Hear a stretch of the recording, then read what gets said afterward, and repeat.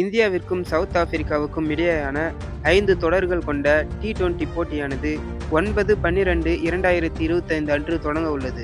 இந்த தொடருக்கான இந்திய கிரிக்கெட் கட்டுப்பாட்டு வாரியம் அதாவது பிசிசிஐ அறிவித்த அணி இதோ.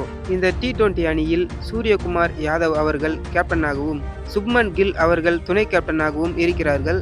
அபிஷேக் சர்மா மற்றும் திலக் வர்மா போன்ற பேட்ஸ்மேன்கள் இருக்கிறார்கள்.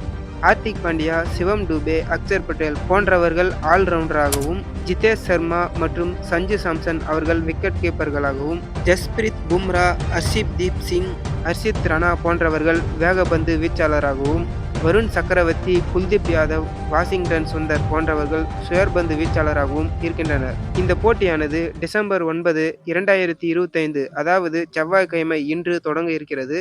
இந்த அணியானது அறிவிக்கப்பட்ட முழு அணி மட்டுமே. முதல் போட்டியில் விளையாடப் போகும் இறுதி 11 வீரர்கள் டாஸ் போடும்போதுதான் அதிகாரப்பூர்வமாக அறிவிக்கப்படுவார்கள்.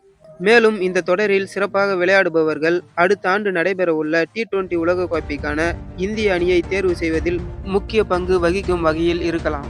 இந்த முதலாவது தொடரானது டிசம்பர் 9, 2025 செவ்வாய்க்கிழமை நடைபெற இருக்கிறது.